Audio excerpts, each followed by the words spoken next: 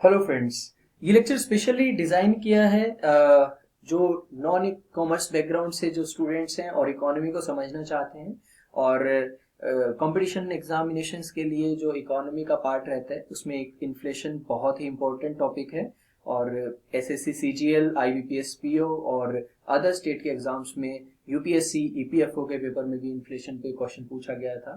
तो बहुत ही important topic है और हम इन्फ्लेशन को एग्जामिनेशन पॉइंट ऑफ व्यू से ही कवर करेंगे। और इजीएस्ट वे में यही हमारी यूएसपी रहेगी कि हम सिंपलेस्ट वे में आपको हर एक टर्म को एक्सप्लेन करके समझाएंगे। ओके, तो सामने हमें जो डायग्राम दिख रहे हैं ये तीन फिगर दिख रही हैं और इसमें इन्फ्लेशन का इकोनॉमी के साथ रिलेशनशिप बताया गया है। तो कोई बहुत ज्यादा अच्छा रिलेशनशिप नहीं दिख रहा हमारा इन्फ्लेशन का इकोनॉमी के साथ। देखिए, इन्फ्लेशन फैल रही है और फूल रही है और इकोनॉमी जो है सिकुड़ रही है। What is the literal mean of inflation? Okay, inflation का मीनिंग क्या है? फैलना। फैलेगा कैसे? पैसे से। इन्फ्लेशन कैसे फैलता है? पैसे से। इन्फ्लेशन का लिटरल मीनिंग ये है कि supply of money in the market जब इंक्रीज हो तो क्या हो? इन्फ्लेशन होगा। तो क्या सप्लाई इंक्रीज होने से इकोनॉमी सिकुड़ जाती है? तो हम ये आने वाली स्लाइड्स में देखेंगे। ओके, तो इन्फ्लेशन का जनरल सेंस में मीनिंग हम समझते हैं कि rise in a supply of money in the market and consequently increase in the price of any goods और services over a period of time. हम रोज डेली न्यूज़पेपर में पढ़ते हैं कि ये जो पेट्रोल का प्राइस इंक्रीज हो गया, प्याज का प्राइस इंक्रीज हो गया, ये कैसे होता है? ओके, तो इस को जानने के लिए इस कॉन्सिक्वेंटली को समझना बहुत जरूरी है। इस कॉन्सिक्वेंटली का मीनिंग समझना बहुत जरूरी है। कैसे हुआ कि मनी की जो सप्लाई है मार्केट में बढ़ने से प्राइस लेवल कैसे इंक्रीज हो जाता है वो समझना बहुत जरूरी है। तो देखेंगे हम आने वाली स्लाइड्स में। तो यहाँ पे देखते हैं गुड्स और सर्विसेज क्या होते हैं। गुड्स और सर्विसेज, जो हम गुड्स क्या हैं? जो हम प्रोडक्ट मार्केट में खरीद के लाते हैं, कोई भी vegetable, fruits, pen, pencil etcetera, ये सब जो है गुड्स हो गए। सर्विसेज क्या है? सर्विसेज जो डॉक्टर, एडवोकेट, टीचर के पास हम जो ट्यूशन फी देते हैं, ये सारी क्या होगी? Services. Okay, over a period of time, कि इन्फ्लेशन को हम किस टाइम रेंज में हम कैलकुलेट कर रहे हैं।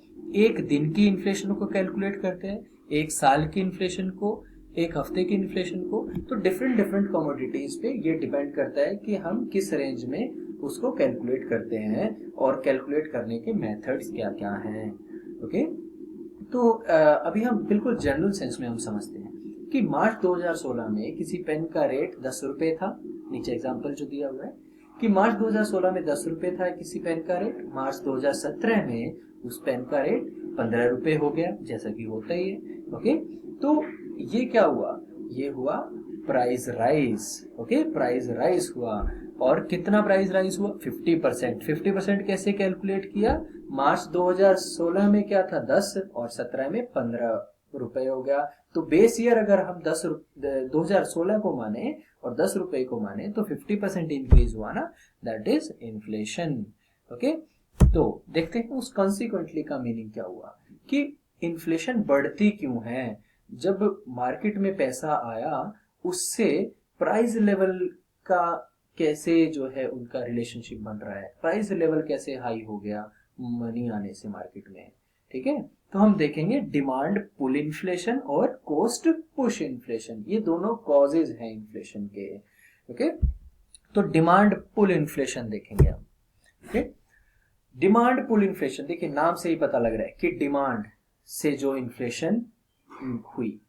डिमांड किसकी होती है? डिमांड हमेशा कंज्यूमर की होती है, हमेशा कंज्यूमर की डिमांड होती है। कंज्यूमर की डिमांड कब होगी? जब कंज्यूमर के पास पैसा होगा। पैसा कैसे आ सकता है कंज्यूमर के पास? या तो उसको कोई पैसा उधार दे दे या फिर उसकी इनकम इंक्रीज हो जाए। ओके, इनकम इंक्रीज हो जाए, जैसे कि गवर्नमेंट ने 7th पे कमीशन पे हमारी इनकम इंक्रीज कर दी सैलरीड एम्प्लॉयज की, तो क्या होगा? उनके पास पैसा ज्यादा आ गया। या फिर बैंक लोअर इंटरेस्ट पे उनको लोन दे दे, तब भी उनके पास पैसा ज्यादा आ गया। जब भी पैसा ज्यादा आता है तो कंज्यूमर की डिमांड्स बढ़ती हैं। ठीक है, तो यहां तक तो ठीक है, सब खुश है। लेकिन दिक्कत कहाँ आएगी, जब डिमांड तो हमारी बढ़ जाएगी, लेकिन जिस प्रोडक्ट के लिए हम लोग डिमांड कर रहे हैं वो प्रोडक्ट मार्केट में बहुत कम हो, उसका नंबर ऑफ जो जो उसकी क्वांटिटी है वो कम हो, ओके, और डिमांड हमारी ज्यादा हो, तो उससे क्या होगा, इन्फ्लेशन बढ़ेगी। ओके, मांगने वाले जो है 1,000 हैं और कमोडिटी क्या है, 100 ही है, तो उससे क्या होगा, इन्फ्लेशन बढ़ेगी। देखिए एग्जांपल से बताता हूँ मैं आपको। एक घर है, बहुत अच्छी लोकेशन पे है, सबको चाहिए वही घर, ठीक है, सभी उसकी तरफ देख रहे हैं कि सबको चाहिए वही घर, लेकिन उससे क्या होगा, जो घर का जो सेलर है, मकान मालिक है अभी, वो क्या करेगा, वो उसके रेट हाई कर देगा, उसको पता है कि डिमांड ज्यादा हो रही है, तो अपने प्रॉफिट इंक्रीज करने के लिए वो उसकी जो है प्राइस ज्यादा कर देगा। उससे क्या होगा, इन्फ्लेशन, उससे इन्फ्लेशन ही तो हुई। ठीक है, और ये इन्फ्लेशन किस वजह से हुई, डिमांड की वजह से हुई। ओके, तो डिमांड की वजह से जो इन्फ्लेशन हुई, that is called demand pull inflation. Okay, next is cost push inflation. Cost push inflation क्या होती है, देखिए सर, कोई भी फाइनल प्रोडक्ट बनाने के लिए हमें कुछ ना कुछ इनपुट इंग्रेडिएंट्स चाहिए होते हैं, जैसे चाय के लिए चाय पत्ती, शुगर, मिल्क और दूध चाहिए होता है। ठीक है, तो ये सब क्या हो गए, इंग्रेडिएंट्स हुए किसी भी फाइनल प्रोडक्ट। फाइनल प्रोडक्ट क्या, चाय को बनाने के लिए। ठीक है, तो अगर आपको 7 रुपए की चाय मिल रही है, एक जनरल सेंस में अगर आपको 7 रुपए की चाय मिल रही है, और अगले दिन क्या हुआ, शुगर का रेट ज्यादा हो गया या मिल्क का रेट ज्यादा हो गया, तो क्या अगले दिन भी आपको 7 रुपए की चाय मिलेगी, नहीं मिलेगी, तब आपको 8, 9 या 10 रुपए की चाय मिलेगी। ठीक है, क्योंकि प्रॉफिट को कंपनसेट कहाँ से करेगा वो सेलर, आपसे ही तो करेगा, कंज्यूमर से ही करेगा। यहाँ पे जो एग्जांपल दे रखा है वो गेहूं का दिया हुआ है, व्हीट का दिया हुआ है। ठीक है, व्हीट के लिए सीड्स, वाटर, फर्टिलाइजर और लेबर। ठीक है, ये सब क्या हुए, इंग्रेडिएंट्स हुए। लेबर ने कहा कि भाई मैं वेजेस ज्यादा लूंगा, ठीक है, तो क्या हुआ, कॉस्ट ज्यादा हो गई। ठीक है, अब कॉस्ट कंपनसेट कहाँ से होगी, कॉस्ट कंपनसेट होगी कंज्यूमर से ही। अगर लेबर की कॉस्ट ज्यादा देनी पड़ गई किसान को, तो वो आगे हायर रेट पे बेचेगा। ठीक है, तो हायर रेट हुआ तो क्या हुआ, इन्फ्लेशन हुई। किस वजह से हुई, इनपुट इंग्रेडिएंट्स की वजह से हुई। इनपुट इंग्रेडिएंट्स का जो है प्राइस इंक्रीज हुआ, चाहे लेबर का हो, चाहे फर्टिलाइजर्स का हो, चाहे सीड्स का हो। ठीक है, या फिर सप्लाई का, जो पावर सप्लाई का रेट इंक्रीज हो, या जो डीजल का रेट इंक्रीज हो, आजकल जो पानी कुओं से निकलता है, ठीक है, पंप से निकलता है, तो किसी भी तरह से अगर इनपुट इंग्रेडिएंट्स का रेट इंक्रीज हो, उसकी वजह से फाइनल प्रोडक्ट का रेट भी इंक्रीज होगा। ओके, देखिए यहाँ पे कॉस्ट और प्राइस में डिफरेंस समझना बहुत जरूरी है। कॉस्ट क्या होगी, कॉस्ट होती है जो इनपुट इंग्रेडिएंट्स में को का जो रेट है, का जो प्राइस है। ओके, इनपुट इंग्रेडिएंट का जो प्राइस है, सीड, फर्टिलाइजर, लेबर, वाटर, इन चारों चीजों का जो मिल के ऐड करके जो प्राइस हुआ, ओके, जो कॉस्ट किसान को पड़ी, ठीक है, वो क्या होगी, कॉस्ट। वो हमारे लिए, वो किसान के लिए क्या होगी, कॉस्ट होगी। ओके, प्राइस क्या होगा, उसमें उस कॉस्ट में जब प्रॉफिट ऐड कर दिया, उस कॉस्ट में जब प्रॉफिट ऐड किया, किसान ने अपना प्रॉफिट ऐड किया और आगे जो बेचा, उसको बोलेंगे हम प्राइस। तो डिफरेंस पता लगना चाहिए, कॉस्ट और प्राइस में डिफरेंस क्या है। ठीक है, नाउ आने वाली जो लेक्चर्स हैं उसमें हम बहुत कुछ अच्छा पढ़ेंगे इन्फ्लेशन के बारे में, जो बहुत इंपॉर्टेंट होगा एग्जामिनेशन पॉइंट ऑफ व्यू से।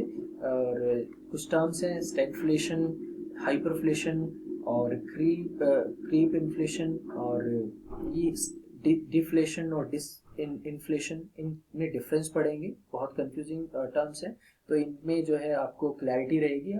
और टाइप ऑफ इन्फ्लेशन की बढ़ती कैसे है और मेजर कैसे करते हैं इन्फ्लेशन को, WPI, CPI इंडिया में कैसे मेजर कर रहे हैं, इकोनॉमी के लिए अच्छी है या बुरी है इन्फ्लेशन, इसके बारे में डिस्कस करेंगे। ये पर्टिकुलर क्वेश्चन आपको इंटरव्यू पॉइंट ऑफ व्यू से बहुत इंपॉर्टेंट है। ओके, और इन्फ्लेशन को कंट्रोल कैसे करेंगे, ठीक है, क्या आरबीआई कंट्रोल करती है, किस तरह से गवर्नमेंट कुछ टूल्स यूज कर सकती है या आरबीआई टूल्स यूज करती है, मॉनेटरी पॉलिसीज वगैरह, इन सब चीज़ों को हम लोग आने वाले लेक्चर्स में पढ़ेंगे। सो थैंक यू दोस्तों। और ये मेरा पहला एफर्ट था वीडियो सीरीज का। और अब आपको अच्छा लगे तो इस पे कमेंट कीजिए, बुरा लगे तो भी आप फीडबैक के लिए कमेंट कीजिए ताकि मैं इम्प्रूवमेंट कर सकूं। और थैंक यू वेरी मच। जय हिंद।